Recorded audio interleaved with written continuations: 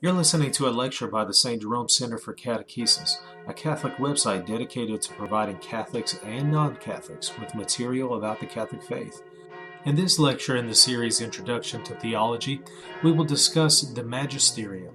Well, welcome back to our lectures on the Introduction to Theology. My name is Michael Lofton. Today we're going to discuss the Magisterium. Now, what is the Magisterium?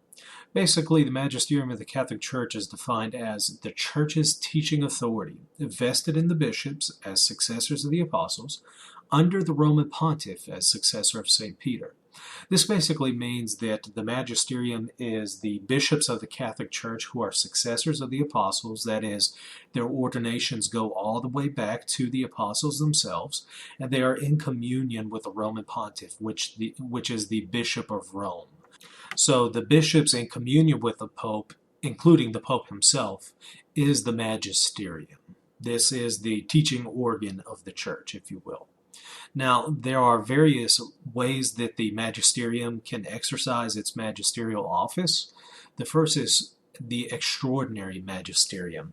This is basically whenever a pope teaches ex cathedra, which simply means that he speaks from the chair or from the chair of St. Peter.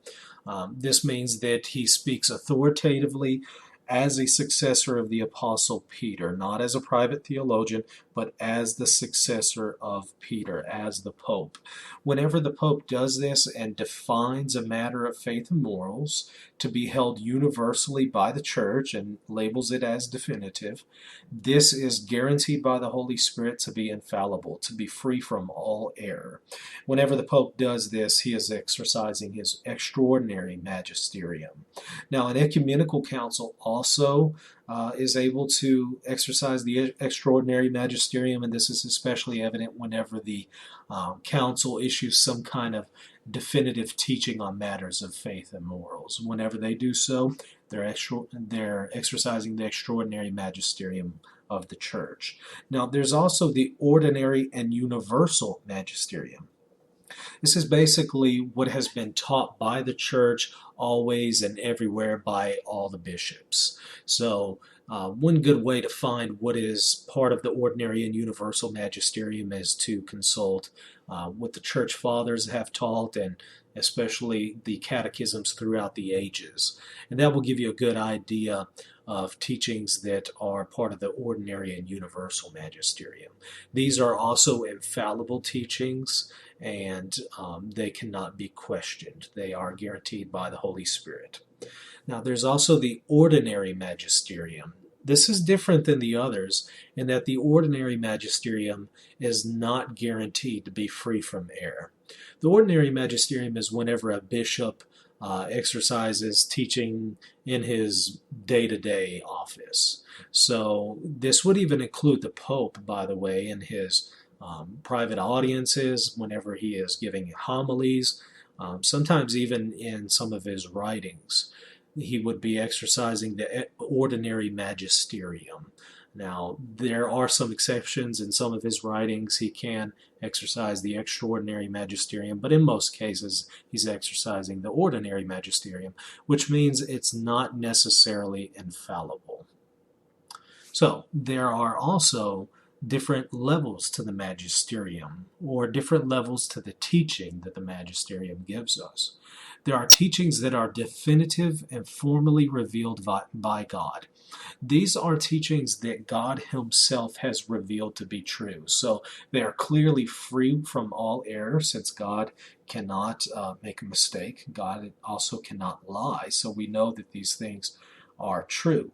So anything that is formally and definitively revealed by God simply cannot be questioned and must be embraced wholeheartedly with divine and Catholic faith.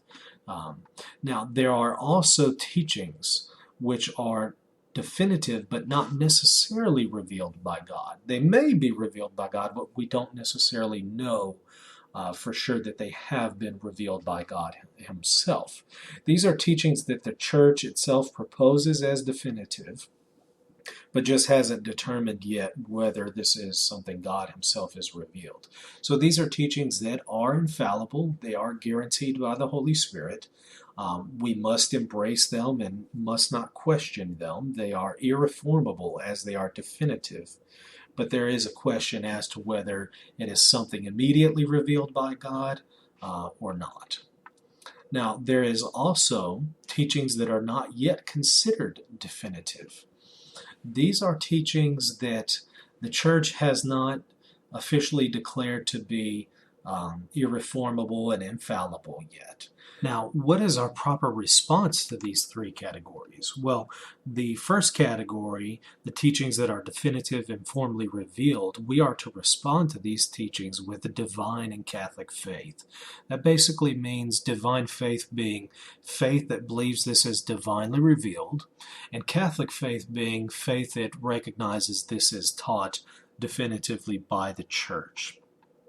For the second category, teachings that are definitive but not necessarily formally revealed by God, the proper response to these teachings, according to the church, is that they are to be firmly accepted and held.